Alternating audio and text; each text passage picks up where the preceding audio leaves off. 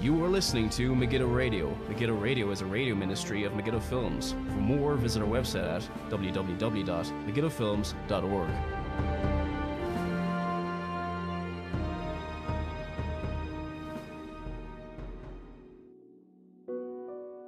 Good evening, everybody. Welcome. This is Paul Flynn with Megiddo Radio for the 16th of May, 2015. Thank you all for tuning in. On this week's show, we're going to return to the issue of homosexuality. Now, I've spent many good number of shows, I think about 6 or 7, done a couple of vlogs as well on the issue of homosexuality. But the reason why I'm returning to it this week is because of the upcoming referendum in Ireland on May the 22nd, when Ireland will decide whether to redefine in our constitution whether or not 2 men and 2 women can marry according to the state. Now, my earpiece is popping out of my head here.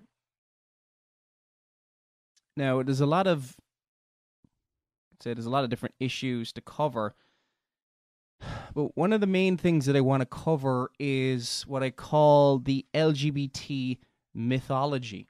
The LGBT mythology. Often it is claimed, and one of the biggest arguments is, it's not going to affect your marriage, or it's not going to affect anybody who is currently married, or it's not going to affect heterosexuals and all this kind of stuff.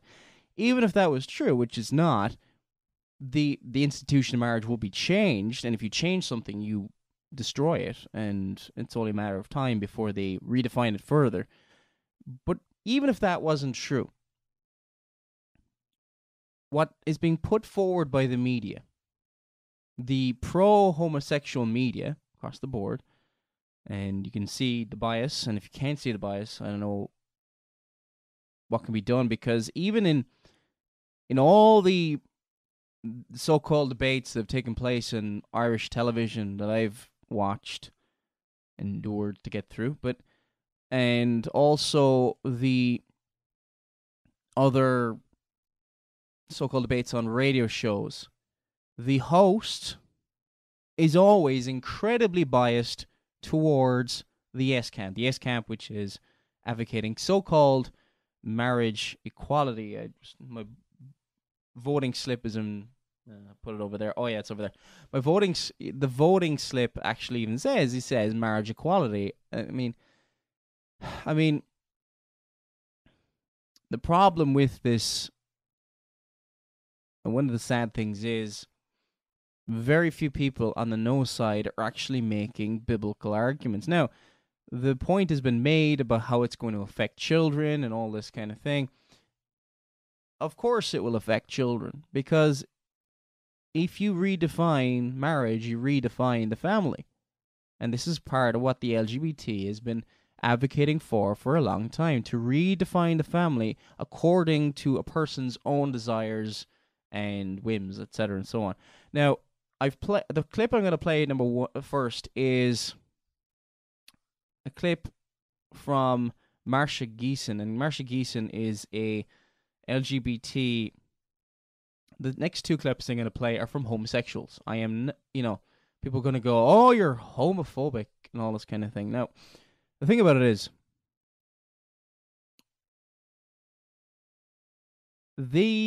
the statistics that I'm going to put forward exposing the LGBT mythology about how there are all these homosexuals, lesbians, etc., who are in these monogamous relationships. Monogamy doesn't actually mean the same thing in the LGBT community for a long time. But within this subgroup, or this minority group, I suppose you could call it, if people want to call it that, who practice this behavior, it's probably like 1 to 2% of the population. People presume it's 10% or higher. That is patently nonsense. That's been backed up by no scientific data anywhere except for Alfred Kinsey's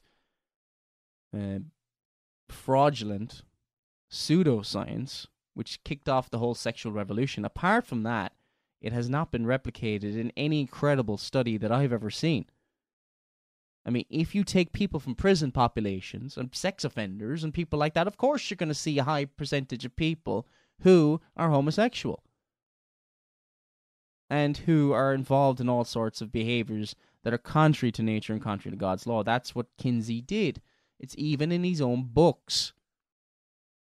Kinsey's own books admit that they were, quote unquote, recording the number of, and forgive me for the people who might be squeamish, you might want to skip ahead in the next few seconds, but it records in Kinsey's Sexuality, Human Male and Female about babies as young as 4 months old. I can't remember if it was even younger, but babies, and they're recording the number of orgasms, quote unquote orgasms, over a 24-hour period.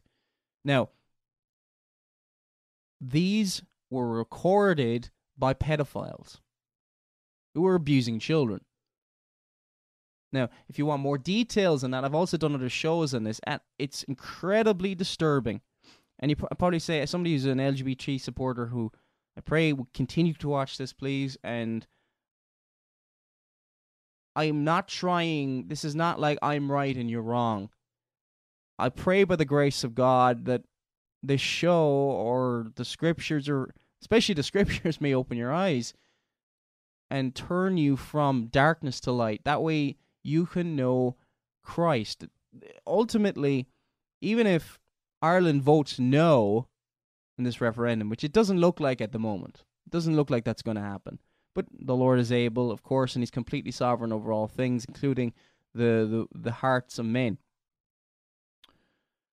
But ultimately, we should want as Christians, the people of, in this case, the Republic of Ireland, or the, if any other votes are happening in other countries, or the Supreme Court in the United States is deciding on what to do with marriage, etc., and so on, we should pray for their souls. That way their hearts and desires will be different. That way there'll be a new creature in Christ who will want to serve Christ. It won't be just an outward, hypocritical service of Christ because the people want it. But we should pray for the people in the homosexual community. We should reach out to them as much as possible. Of course, in times, some of them are incredibly aggressive towards this sharing of the gospel, but I have had opportunities to share the gospel with homosexuals. And sometimes you'd be surprised how far you can get and how much you can share, and how, when you just point out, marriage is between one man and one woman for life before God. It is an institution of God, and anything outside of that, either heterosexual or homosexual, any sexual activity, any lusting of the heart, is sinful. Is sinful. Now, this is something particularly destructive of homosexuality, because it is against nature. Okay, we're going to play a clip now from Marsha Geeson, who is a Russian-American activist for the LGBT community, especially in Russia. And listen to what she says. Now, I've played this in a previous vlog about 6 months ago, but I want to put it on the radio show, and I want to put all this material together so that we can, Lord willing, expose this. I mean, I agree. It's a no-brainer that we should have the right to marry. But I also think equally that it's a no-brainer that the institution of marriage should not exist. So that... Somebody may claim, now, she said that it's a no-brainer that we should be able to marry. Now, it's not marriage. See, what you're doing is redefining marriage. Anyone can get married. Anyone can get married. Christians always say that. Anyone can get married. But what they don't want is marriage. They want something else. Now, she said that but she also said that the institution of marriage should not exist. Now, you might say, oh, well, that's just her. Well, the audience were in complete applause. That's what happens with the institution of marriage. They don't want it to exist. What's the commonality between these? And they're often pro-choice, quote-unquote, for abortion. They're for the slaughter of children in the womb. What's the commonality between this? They're not for equality, are they, of the unborn child? No. No. They're for the equality of... It's not even equality. I don't even like using that term. they are against God. This is the commonality between them. They're not for, if they were really being consistent, how about equality for the unborn child? Most of these people, I don't want to say all of them, I am aware of some homosexuals who would be against abortion, but a lot of them are for abortion, saying, oh, well, it's your body. Well, it's not your body, but it's the baby's body. You need to kill it. I mean, if it was your body, an abortion would be a suicide, but I digress. So they're not for equality for everybody. It's special rights, it's special treatment, it's special privileges, it's redefinition. And this has been admitted in the Irish media, but we'll get to that in a little bit. That causes my brain some trouble.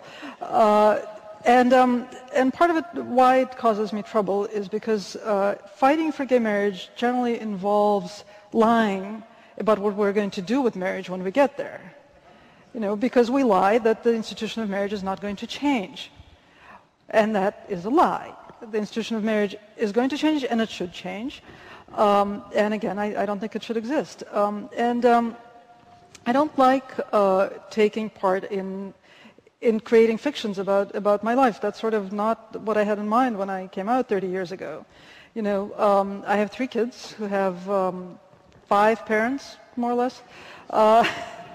And I don't see why they shouldn't have 5 parents legally. I don't see why we should choose 2 of those parents. Does anybody see now, especially I hope the people in Ireland, this will affect children, even if it doesn't affect the adoption processes and all this kind of thing. What it does is it redefines the family, and it does change society. I mean, if you go back, I'll just get a quotation from a judge. This is in the case of, this is from the Supreme Court back in 1942. This will just show how views have changed incredibly. This is in Skinner versus Oklahoma, 1942. So it says that marriage is quote, fundamental to the very existence and survival of the race. In Maynard versus Hill in 1888, quote, an institution in the maintenance of which in its purity the public is deeply interested, for it is the foundation of the family and of society, without which there would be neither civilization nor progress. You redefine marriage, you redefine the family. The family becomes whatever you want it to be. And she's showing, oh, I don't see why my children shouldn't have 5 parents. And that's the thing. People are talking about in Ireland at the moment, people having 2 fathers and 2 mothers and all this. It won't work like that. I mean, for some. But it's going to be 3, 4, 5. People say, oh, well, the world won't end. Yeah, the world won't end. That's a very low bar to set for what. But the consequences of this will be horrendous eventually. Especially if, and it's a small minority. The homosexuals in any country is a small minority. Contrary to what Alfred Kinsey claimed. To comment on Alfred Kinsey, Kinsey believed children were sexual from birth, and believed that any kind of practice, as long as it was between people who were consensual, and this included children, by the way, it was okay. If you want to study this further, look at Table 34. Just quoting from an article here in World at Daily written by Matt Barber. Kinsey asserted children were, quote, sexual from birth.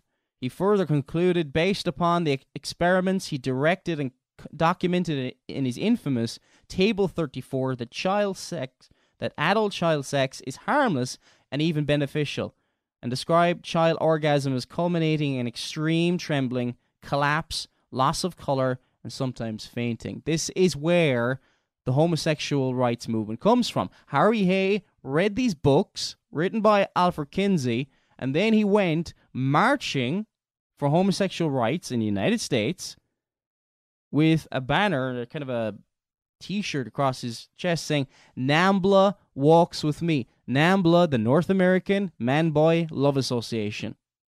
A pedophile group. Matt Barber goes on to say, many children suffered, quote, excruciating pain, unquote. These quotes are coming from Kinsey's own reports. He observed and would scream if movement was continued, unquote. Some, quote, would fight away from the adult partner and may make violent attempts to avoid climax, although they derived definite pleasure from the situation. This is abuse. And this is where the findings come from. This is where Hugh Hefner got his inspiration for Playboy magazine and went across the country being Alfred Kinsey's pamphleteer of the sexual revolution. Now Playboy isn't seen as some dirty magazine anymore. It's seen as a mainstream. People don't care. Now Kinsey himself claimed, like himself, he was homosexual. Over 30% of men are homosexual. And the numbers are anything between 1 to 3%, depending on the country and the area you're in. And his pool of population, Kinsey studied, contrary to the Hollywood fictional account that was given where Liam Neeson played Alfred Kinsey, most of Kinsey's statistics and scientific data came from serial child rapists, sex offenders, prisoners, prostitutes, pedophiles, and preterists. This is just the facts. Continue with Marcia Geeson. And make them into a sanctioned couple. And because between those 5 parents, we have 2 groups with 2 different citizenships. You might 2 need groups of 3. You might need to take us through that. You might need to take us through that because we're getting a bit confused. It would take a long time. No, I have... you got married in Massachusetts? I got married in Massachusetts to my partner, who's Russian, my ex-partner. And by that time, we had 2 kids, one of whom was adopted and one of whom I gave birth to. We broke up a couple of years after that. And a couple of years after that, I met my new partner. And she has just had a baby. And that baby's biological father is my brother. My daughter's biological father is a man who lives in Russia. And my adopted son also considers him his father. So the 5 parents break down into 2 groups of 3 who have 2 different citizenships. That's not very British.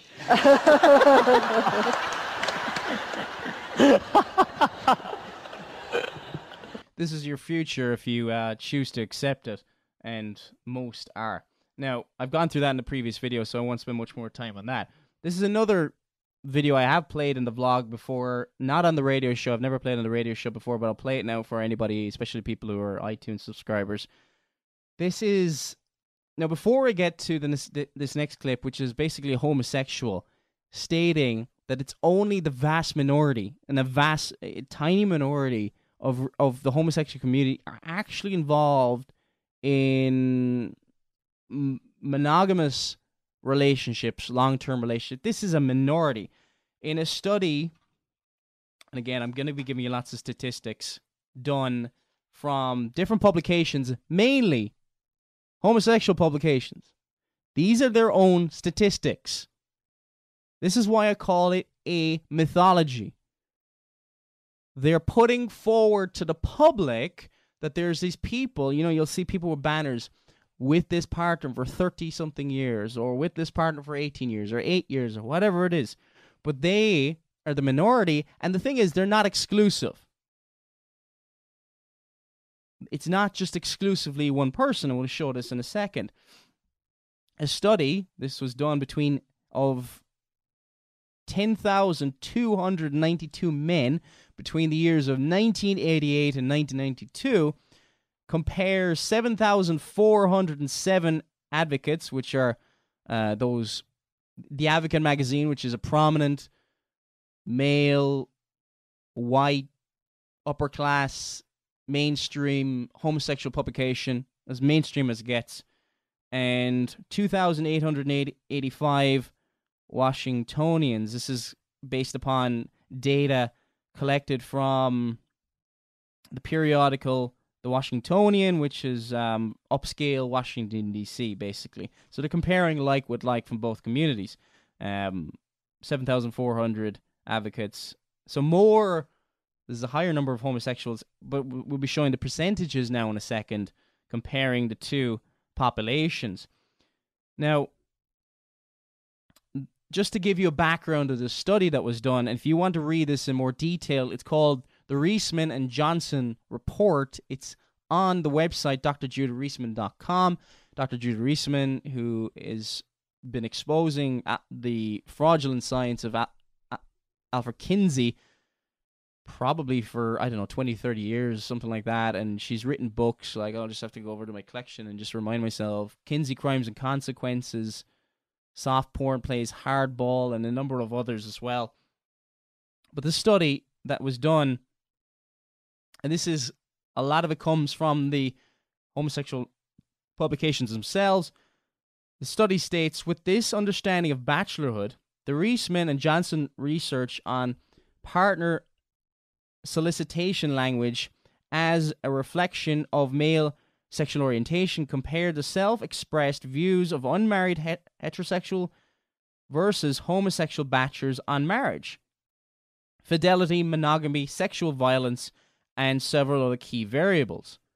The authors tested a theory of homosexual and heterosexual likeness in this male homo-hetero comparative study. The content analysis examined in search of advertisements in an upscale Washington, D.C., the periodical Washington, which from this point on will be referred to Washingtonians. This is the heterosexual, attracting urban, white, mainstream, upscale, heterosexual bachelors, and compared these to the major mainstream, upscale, homosexual periodical, The Advocate, attracting urban, white, mainstream, upscale, homosexual bachelors. So they're comparing bachelors. This is kind of like a bachelor study on what they are looking for. Okay? There's a large number of bachelors being studied in this report. This is between 1988 and 1982. This is before rampant promiscuity has become, well, accepted in most of society. But I think even for today's promiscuous society, this data will be shocking. The data find male homosexuals, bachelors, rarely seek time-bound or marital relations. Rarely. Very rarely. In contrast, heterosexual identified bachelors commonly did seek relationships by noting their interest in investing time, implicitly and often explicitly inclusive of marriage. So it talks about figure 1, okay, and these are the percentages of this subgroup. Of the 2,885 Washingtonians is the heterosexual group, 86% were looking for time-bound relationships. Most heterosexuals, even today, who are God-hating and don't know Christ, seek marriage. Still. 86% seeked time commitment. How many of the advocates of the 7,400, and this is a bigger subgroup, and this is from the homosexual magazine itself, were looking for time commitment? 2%. 2! 86% versus 2%. 49% were looking for, in the Washingtonians, are looking for non-sex related interests. No mention of sex whatsoever. 49%. So it's like half and half. 3%, only 3% of the homosexual group was not interested or never mentioned in their kind of in their questionnaire. It says about the study, just to give you a bit more background, we asked the same simple question of the bachelor's advertising for companion in both magazines. The result of the study, they gave him a survey. The result of this study, reviewed by all legislators, judges, educators, doctors, mental health professionals, television reporters, and talk show hosts, counselors, parents, and other examining male homosexual versus heterosexual lifetime partner, including fidelity and commitment to time. So it's a questionnaire that took place. Again, if you want to see more of this, this is the Reisman and Johnson report, which can be seen in, which is published back in 1999 by the Institute of Media Education. Comparing prostitution, explicit, implicit, 5% of the Washingtonians, 63%, the majority of the advocates seeking prostitution. Sexual sadism. I don't even want to go, it basically, vile perversion. 0.41% of Washingtonians, the heterosexual population. 25% of the advocates sought after sexual sadism. And then man-teen sex, 0.45% of the heterosexual, 15%, a significant number, seeking man-teen sex. It's disgusting. I hate reading this, but it's necessary to expose this. I pray that for some people it will be of benefit. It goes through some of the... I won't read all of this out. The next thing I want to quote is from in August 1994, and if you say, oh, well, that's not... it's biased. Well, the August 1994 Advocate Self-Report Survey of Sexuality, this is their own study. This is an upscale, mainstream publication. There are worse things in the Advocate in the homosexual community. This is upscale, respectable. And this is post the AIDS epidemic. This is 1994, again, 2 years later. And this is including over half of its affluent, professional, influential homosexual males used. I won't read that because that's gross. Anyway, in this 1994 study, this is the Advocate study. This is not the previous study now. This is all males, 100% males, 2,500. 92% of these males had between 30 and 100 partners. Okay? It says here, in addition, on the search of advertisements, we study the Advocate self. So 48% in more than two partners at one time. I don't want to go into more detail than that. And group sex orgies and things like that, 24%. There's a huge difference. Again, this is the mainstream publication of the homosexual community. The Advocate study supported the inability of males to maintain marital commitment found in the R&J, this is the Reisman and Johnson, in search of findings, a promiscuous culture seeking sexual variation, sadism, and youth at times. I won't say all the time, but there's a subgroup that are looking for teens. This has been variable in all of them. Some are preterists. Not all. I don't want to be saying that every single homosexual is a pedophile. That's not true. There's a subgroup, a significant subgroup, shown in time and time again in the various findings, much higher than in heterosexual populations, much, much higher.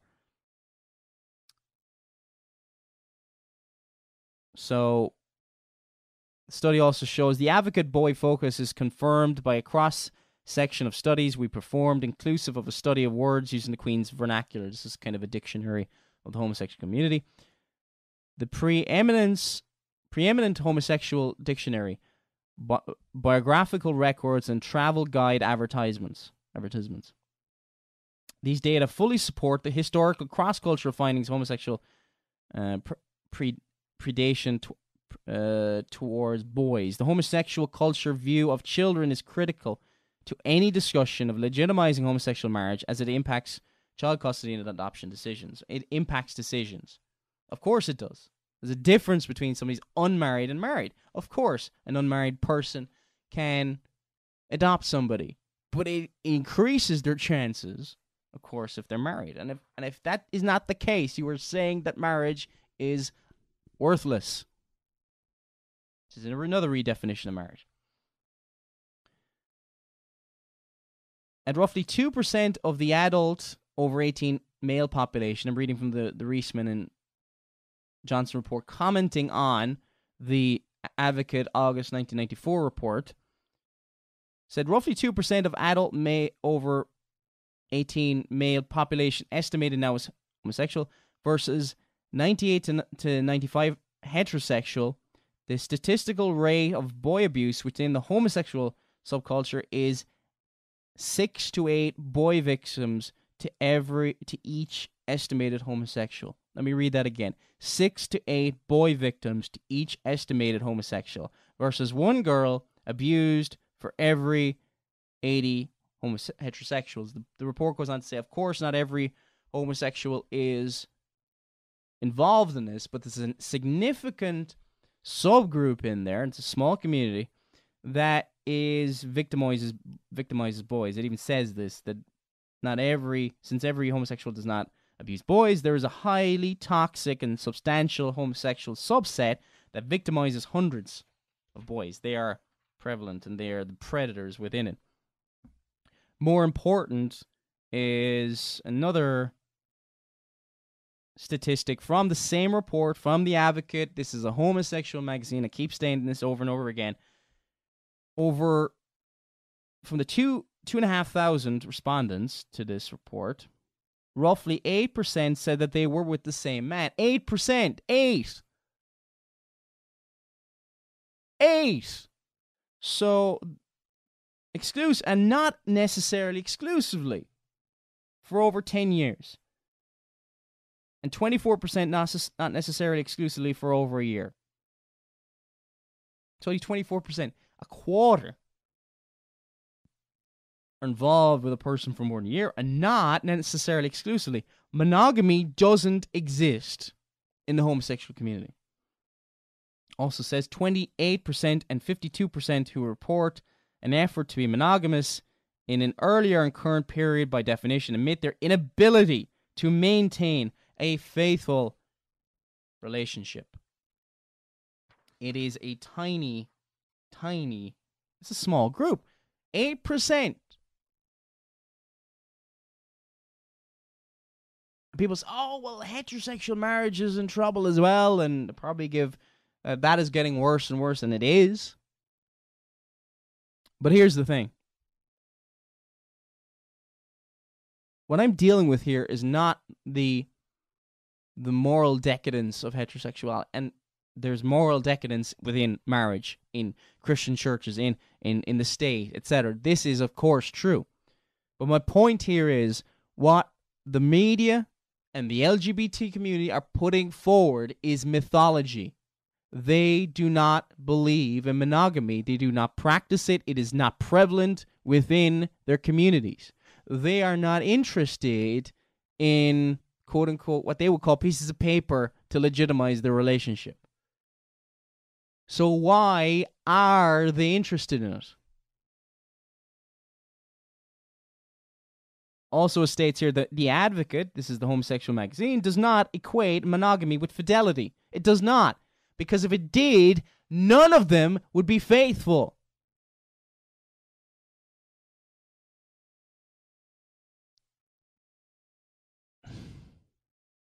There may be a tiny, tiny percentage. But if you look at study after study after study, apart from this, it reveals the same thing. Also in the study, if you want to look it up, I'm going to move on to other issues now in a second. But there's also high rates of, within the homosexual community, within these high rates of abuse. And it goes through many, they're much, much higher than in other quote-unquote communities. And it also goes through the reported hate crimes, etc., and so on. So that is the Reisman and Johnson report from 1999, available on drjudareisman.com. Now, again, Dr. Judah Reisman is a very good researcher. However, she is, to my knowledge, she's a secular Jew, and I don't know if she's secular or what, but anyway, she does not believe in the Lord Jesus Christ. She's not a Christian, so the way we approach this is people, especially homosexuals and anyone who's outside of Christ needs the gospel. So we should approach it that way. This is a spiritual battle, but I wanted to show to people that what has been put forward is a mythology. Now, this next clip that I'm going to play, I played this before in a vlog before, but I think just after what I've read, it's important. This is a homosexual stating exactly the same thing from his experience of what is reported in the Advocate study and in the Washingtonian study.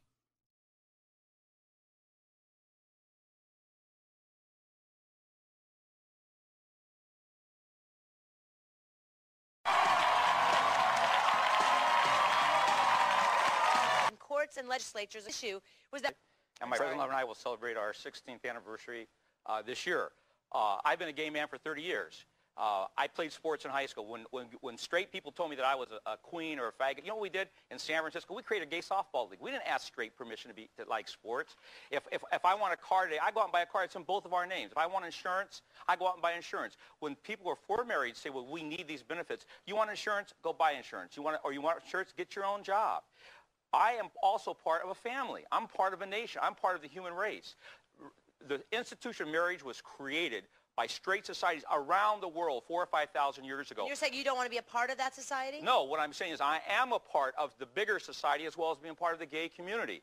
The gay community has never tried to mimic the straight community. We create our own gay bars, we create gay cruises, we got gay parties, we create our own gay styles. We have never asked for approval from the gay community, but suddenly now in the year 2003, we need a piece of paper that says we're legitimate. We don't need a piece of paper. Marriage is in the heart.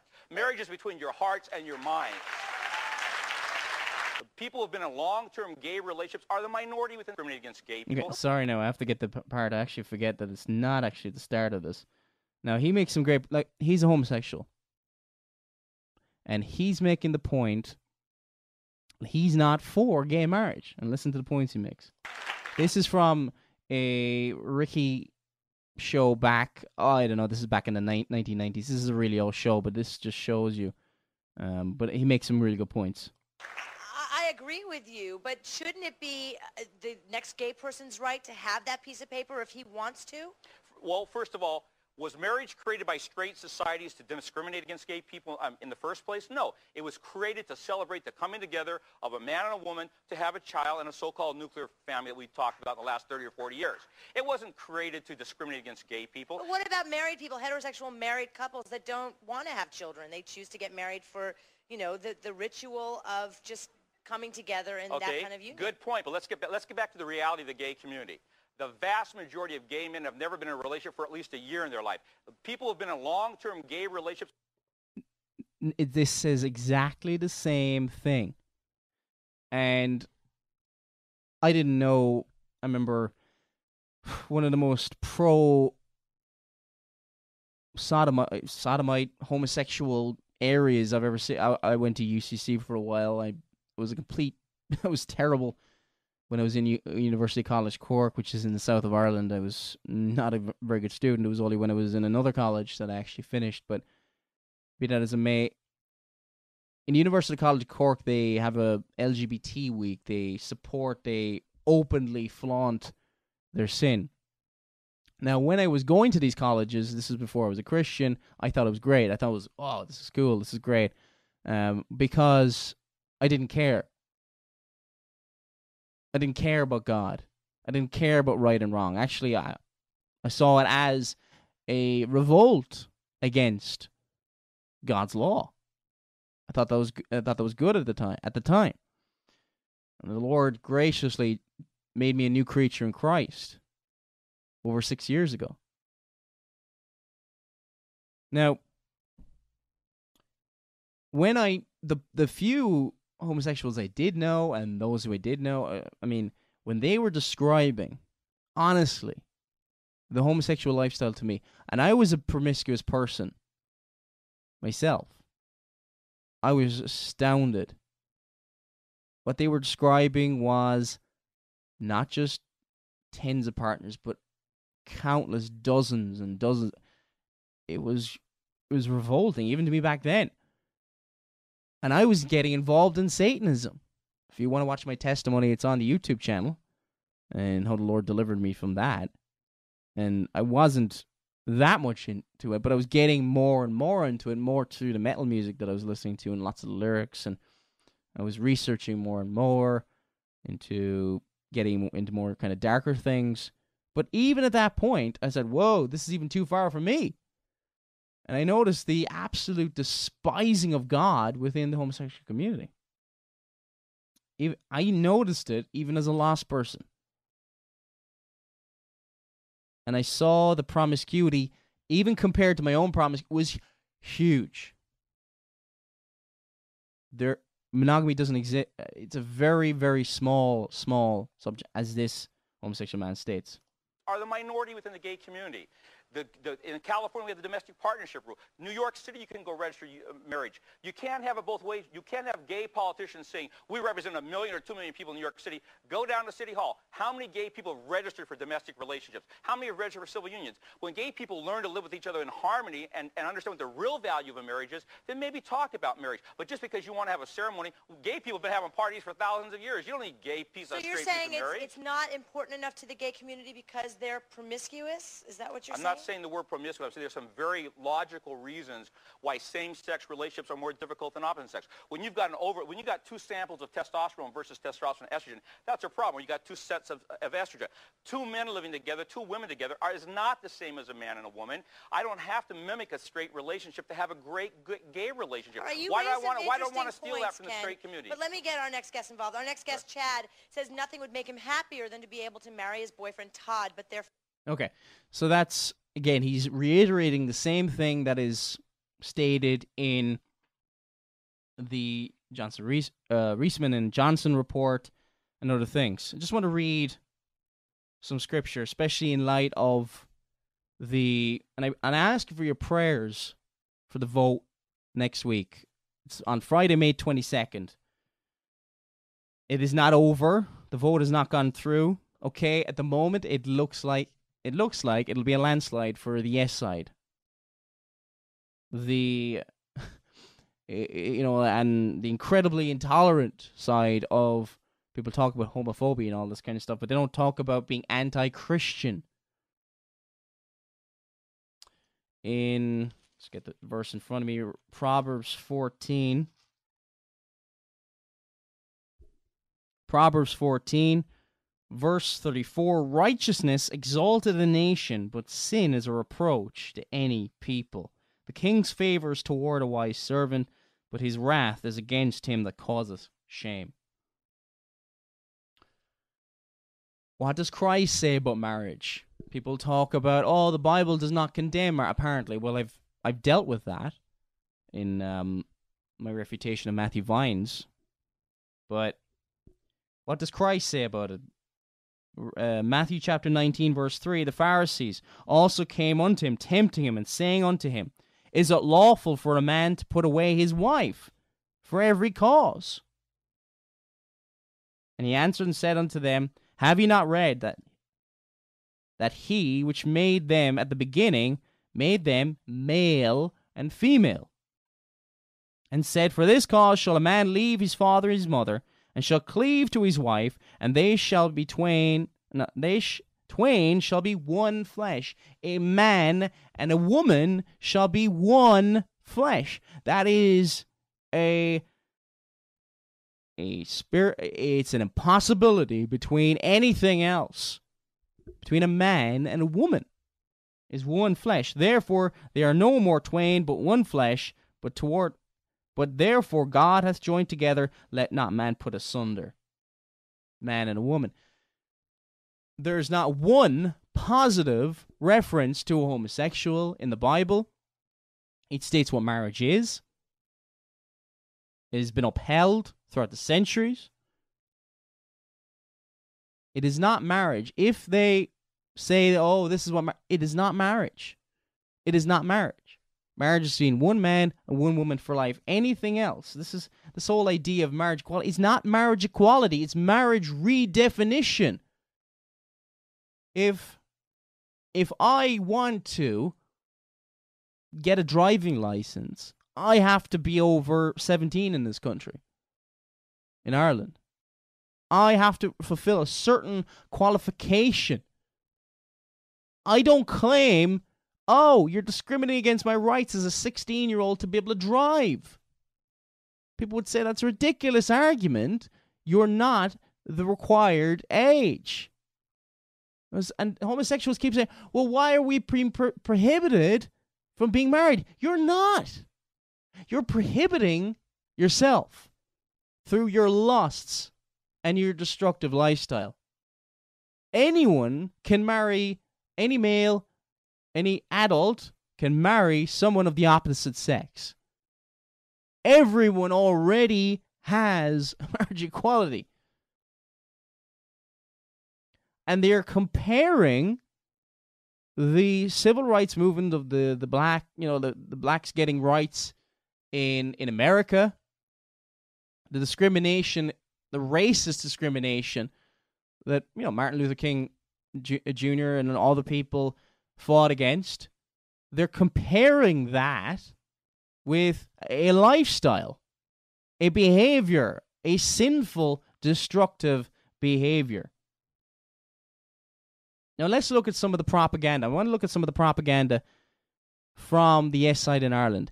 They're not being in any way, in any media outlet have I seen any semblance of any kind of, I won't say neutrality, it can't be neutral, but fairness and balance and whatever, just allowing one side to talk, one side. Moderators in most debates are firmly on the Yes side, asking incredibly,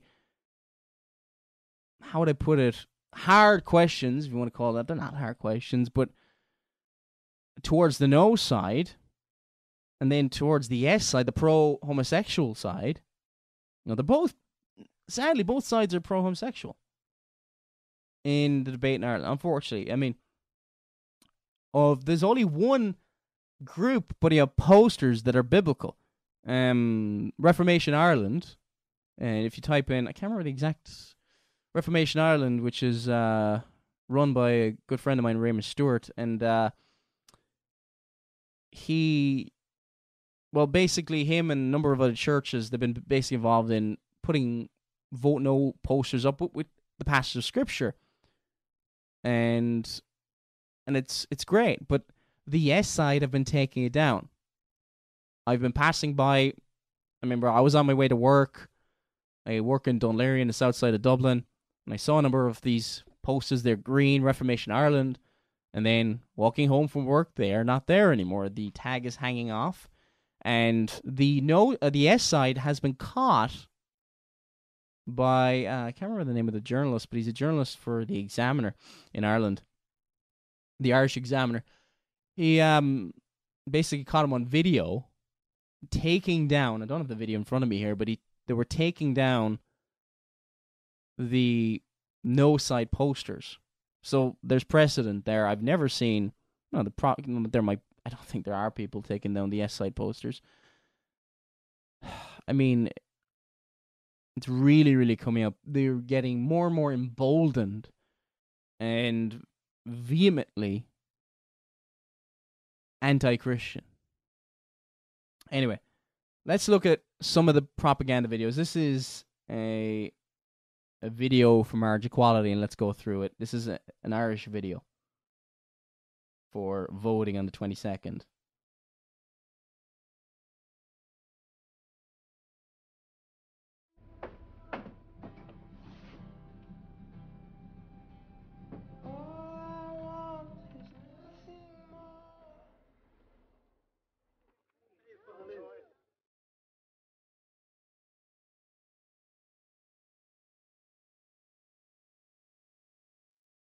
Dad, will you come with me? I wouldn't miss it for the world.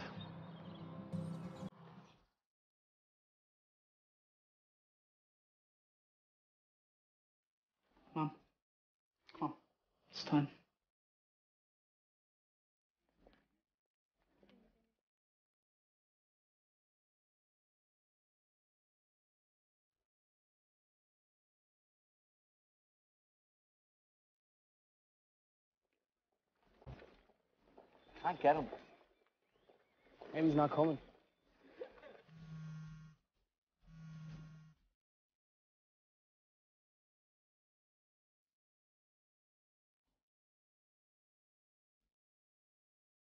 Anna, would you like a lift to the polling station? Is there room for Auntie Patsy? I go on.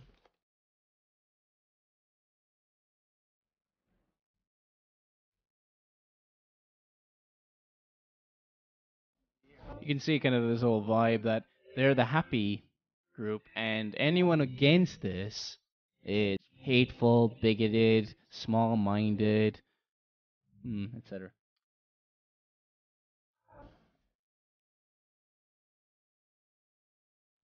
Dad. Did you vote? Of course I voted.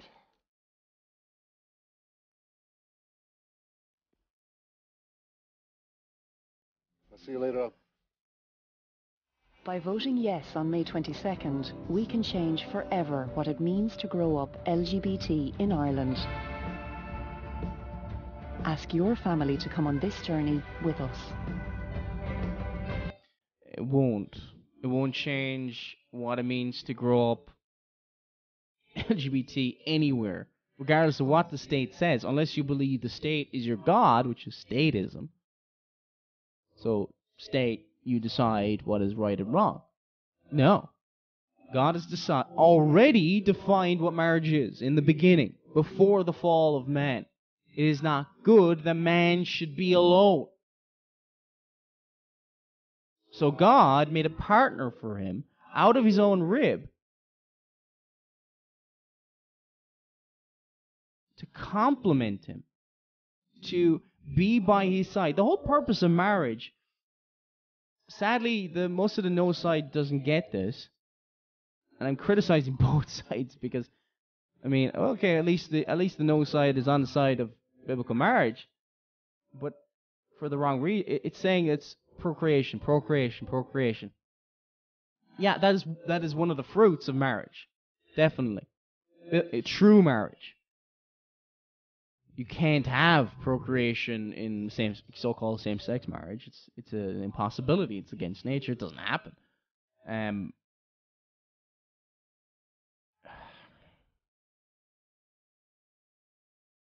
mean, it would leave you aghast to the speed of this. It's only something like 20-something years ago that sodomy was legalized. I think it was back in 1992 or 3. And then civil partnerships were brought in a couple of years ago. I think it was 3-4 years ago. And now they want marriage. They're not going to stop here. They are not going to stop here. If you think that, you've not studied the movement at all. It's only been recently, in the last couple of decades, that they've ditched the homosexual rights movement has ditched its, in some ways, its connection with the pedophile liberation movement. People say, oh, that's ridiculous. How can you claim that? Again, Harry Hay, Nambla walks with me. The same arguments that are made to say that homosexuality is normal and good is the same arguments that have been made by the pedophile liberation movement and by the pedophile groups. That as long as it's between two people who are consenting and it's love, well, how can you stop love? Well, define love, shall we? People say that's ridiculous. But they're talking about murmurings of legalizing incest in Germany. What have these all got in common? It's the hatred of God. And the homosexual community are putting together that they're these well-rounded, normal people who are not sexual perverts. Now, that might sound harsh, but have you ever seen, if you see any show or anything, it's getting worse and worse as well with other people, but if you especially if you see among the homosexual community, it's constantly talking and vulgarness talking about sex. It's obvious to anybody else. This is the central theme. It's the same with the person who's addicted to pornography, heterosexual or homosexual. Okay, let's go through the next clip. Now, this is from a political party. Let's get it up here now. I'm only going to play the first half of this next video. Once it'll play for me. Yeah. Okay. This is from Sinn Féin, the wonderful people who brought you the IRA. Now, you know, the political... I mean, they are one of the top political parties at the moment. Jerry Adams moved south of the border to... I mean, it's like politicians say one thing, they just... I don't know how anyone can believe these people. They constantly lie, and then when comes into power, oh, well, we just got to go along with it. We voted him in anyway. Now, this ad by Sinn Féin reveals another thing of what it would mean if Ireland votes yes. It will say what? Let's listen. A yes vote in the marriage equality referendum will mean all Irish citizens, gay or straight, having an equal right to civil marriage. Although I'm in no hurry to get married, for young people, a positive outcome in the referendum for civil marriage equality sends a certain message loud and clear. That it's okay to be gay and that it's okay to be yourself. Vote yes because this is a fundamental equality measure. Vote yes to recognise people's equality in the law. Vote yes to respect people's identity. So now a behaviour is an identity. How would it make the same? It's okay to be gay. According to what? According to man's wisdom. Man's wisdom, according to the Bible, is foolishness and folly. Again, the same idea put forward, and I'm going to, there's a mythology being put forward by the homosexual community. The New York Blade News, which is a homosexual newspaper, reports at a national conference about sexually transmitted diseases indicate that homosexual men are the highest risk group for several of the most serious diseases. Scientists believe that increased numbers of sexually transmitted disease cases is the result of an increase of risky sexual practices by a growing number of homosexual men who believe HIV is no longer a life-threatening illness. This is from Bill Rowdy, STD rates on the rise back in 2005, December 15th.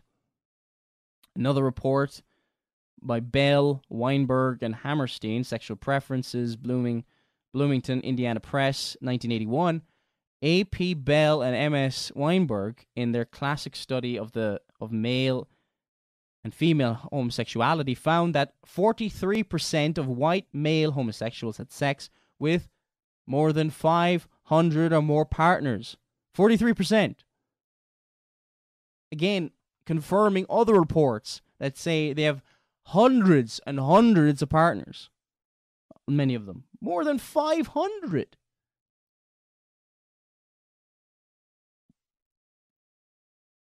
And the minority of them, only about 8%, actually claim to be with somebody for 10 years. It doesn't happen. Monogamy doesn't happen in the homosexual community.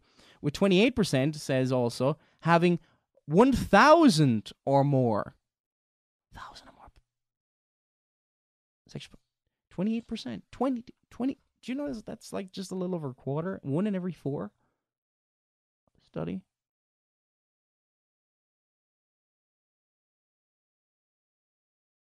This is okay? Oh, it's okay. Why? Because, we're celebrating love. You're celebrating lust. Oh, man, this is hard to read, but I think it's important to read all of this. Another study on gastroenterology talks about the gay bowel syndrome. A male homosexual is 8 times more likely to contract hepatitis and 14 times more likely to contract syphilis than a male heterosexual. Another study, this just shows it's a death style, not a lifestyle, which leads to the life expectancy of a homosexual is about 20 years or more less than their heterosexual counterpart. It's a death style. Almost half of male homosexuals have a history of alcohol abuse compared to a quarter of males generally. Homosexuals of both sexes are thrice as likely to be problem drinkers. This is from a WorldNet Daily article. More than half of male homosexuals have a history of drug abuse compared to just 1 in 14 males generally. Half. Drugs are huge in the homosexual community. I know that from experience, just seeing it myself. In a Schmidt report, T. Schmidt, 1995, Compassion and Clarity in the Homosexual Debate, for the vast majority of homosexual men and for a significant number of homosexual women, even apart from the deadly plague of AIDS, sexual behavior is obsessive, psychopathological, and destructive to the body. But you can't say that because that's homophobic if you say that. These are from various different sources, medical professions, etc., and so on. American Journal of Public Health, April 26th. I don't have the year in front of me here. Probably this year, or from the year it was published, recent enough. Physical health complaints among lesbians, gay men, and bisexual and homosexual experience heterosexual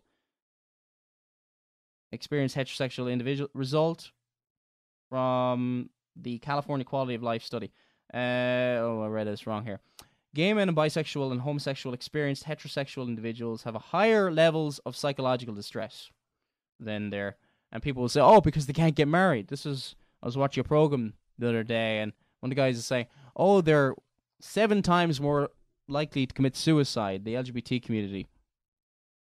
Because, it's like, oh, that's why we need to legalize marriage. Because we need to tell people that this lifestyle is okay, even though the suicide rate and the health is much worse, and it will shorten your life, and it will destroy you. Oh, that's loving. Oh, it's loving to tell you that something that will kill you slowly and will cause you harm is loving. Check the logic, huh? There's none. I quote this just to show how deadly and dangerous it is. Life expectancy for gay and bisexual men is 8 to 20 years less than for all men. The same pattern of mortality were to continue, it is estimated that nearly half of gay, bisexual men, now aged 20, will reach their 65th birthday. Nearly half. Problems in the homosexual community. And this is, again, from another study, but lots of different studies. CDC, all these studies.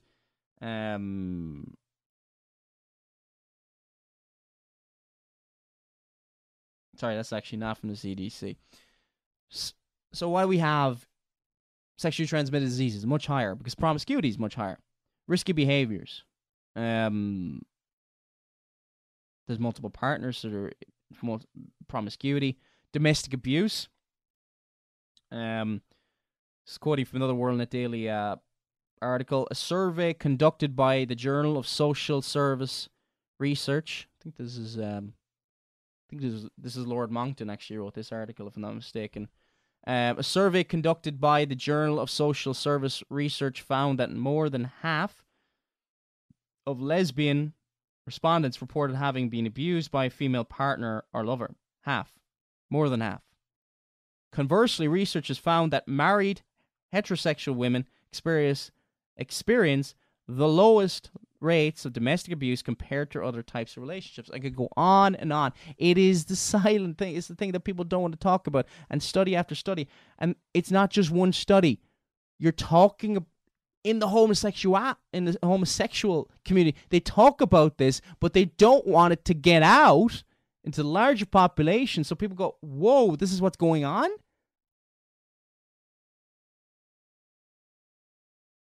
This is the thing that's going on. And they have to put forward to people that it's okay.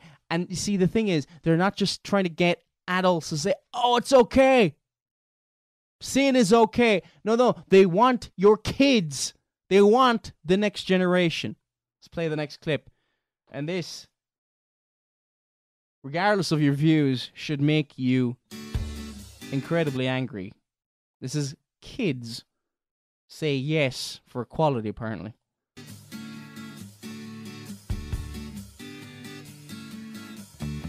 Okay, so I think it's nice the way the whole world is different. You get a different experience with every family. If there's gay people and different other types of families, and they sometimes have different foods than you, and then you have different foods than them, and they sort of make different foods. I think it's nice the way it is like that, because then the world will just... I'm sorry, but whoever put this together, it's sick, number one, getting children to... But children are naive. They're young, naive. They don't know. I mean, come on. Are you going to take your voting advice? And this is the stupidity of the modern generation. You know, say, oh, kids, they know so much. No, they have to be taught. And kids are very smart, and they can learn. Kids learn incredibly fast. But they're not discerning. Why on earth is this this actually shows that they'll do anything. Oh, kids are okay with it. We'll just do it. We'll follow the children. This is the problem with the modern family. The children lead the way.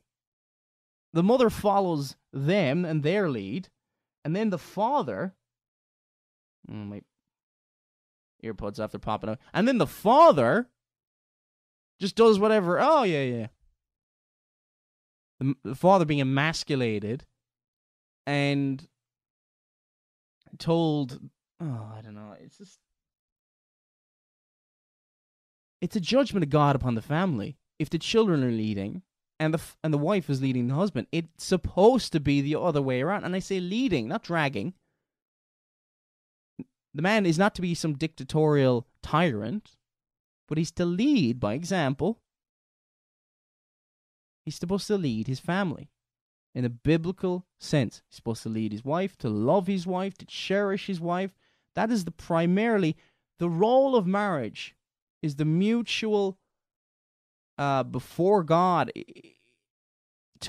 The purpose of marriage is to die to self, to foster love between each other, because up until, from about the time of Augustine to the Middle Age, or after the Middle Ages, time of the Reformation, the Roman Catholic Church put forward the idea, well, sex is a necessary evil within marriage.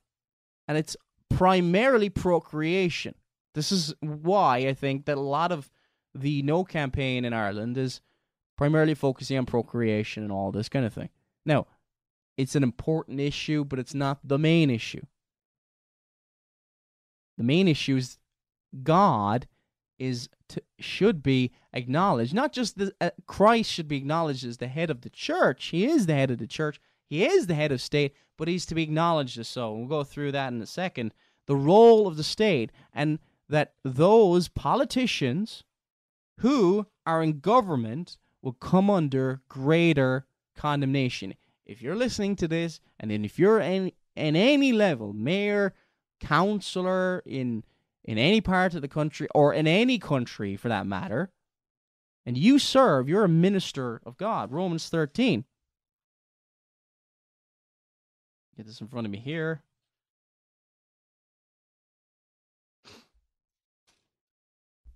Let every soul be subject unto the higher powers, for there's no power but of God. The powers that be ordained of God. Whosoever therefore resisteth the power, resisteth the ordinance of God, and they that resist shall receive to themselves damnation. For rulers are not a terror to good works, but to the evil. Wilt thou then not be afraid of the power? Do that which is good, and thou shalt have praise of the same. It says at the end of Psalm 2, to kiss the Son. Leaders of nations are to worship God in how they carry forth their office. Verse 4 of Romans 13, for he is the minister of God, to thee for good. And if thou do what is that evil, be afraid, for he beareth not the sword in vain. The state legitimately has the sword, not the church does not, to wield the sword to punish evil and wicked doers. For he is a minister of God, a revenger to execute wrath upon him that doeth evil. This whole idea of neutrality in the state, oh, that's a religious matter, that's a state matter. Christ, God Almighty, instituted the state and is to be head over the state, the church, the home. And this whole idea that, oh, it won't have any effect on religion, that is nonsense. Absolute patent nonsense. We are to honor God in the state. Christian politicians, you are to honor God when you serve in the state. If you're not willing to do that, don't go and be a politician. So many politicians claim they will stand on the word of God, and when push comes to shove and public opinion changes, their views change. Democracy, rule of the people. It's not rule of God. It's rule of the people. Mob rule. Whatever the whims of the people are, should they change, the politicians are pliable and just want to hold on to their power. Often. There's some rare exceptions through history. We need to serve God regardless of what happens. Christ above all else. Let's go back to this video of indoctrinating the children with pro-homosexual content. It'd be a bit weird without different types of families, like if there was just mums or just dads. Yeah, it would be a bit boring because everybody would be the same. But it's just, I think it's better to have a...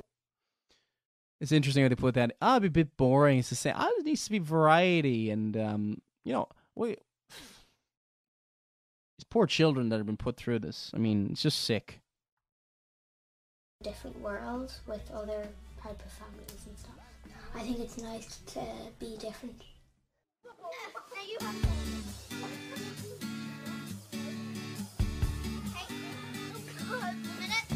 And they claim it won't make any difference. They claim the referendum commission and all these, it won't make any difference. Really? Well, the LGBT are lining up for more and more adoptions, and they could have done it before. But the thing about it, and should they have? No. I mean, it should be. These studies, the Reisman and Johnson study, if you're in government, if you're in any position of power, those statistics, if you're involved in adoption agencies, if you've heard this, you have the responsibility to study those statistics, because think about it. If you're handing over your children to homosexuals who've been known for certain types of behavior and promiscuity and infidelity and immoral behavior and looking for youth, anyway. No, I don't think I would. I think they would just be like, because I'm one and you don't really see anything different about me. Planted the seeds of love in our hearts.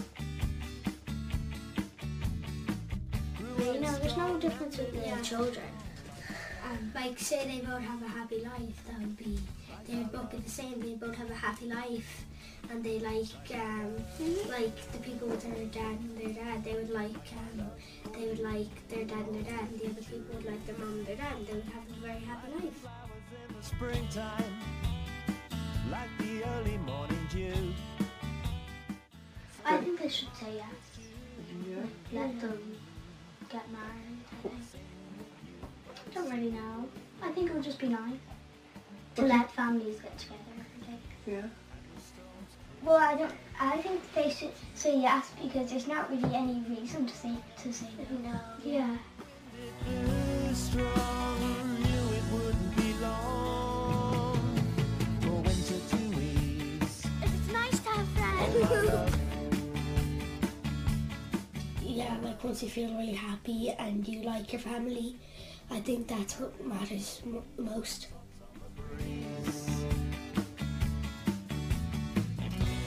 And some tears we cried. Wouldn't be long for that smile to arrive. When times were hard, you would always come along and make me laugh, oh my love. Planted in our hearts. Yeah, let's vote yes based on the testimony of children who don't even know why. They just, oh, well, it's just, wow, just stupid, immoral, and just, anyway. So that's that. Okay, we've reached near the end of the show now. Okay. A number of articles put up. Dermot Ferreter writes for the Irish Times, admits marriage needs to be redefined. The referendum will do that. At least I suppose they're being honest. It is about redefinition of marriage. It is about changing marriage. It is about destroying the institution of marriage, as Marcia Geeson talked about. And because homosexuals, by and large, they don't believe in marriage. They believe in something else. And it is about the hatred of God. It is about the hatred of God. Please keep Ireland in your prayers. Thank you all for listening in. If you've got any questions, megidofilms@gmail.com. This has been Paul Flynn. Thank you all for tuning in.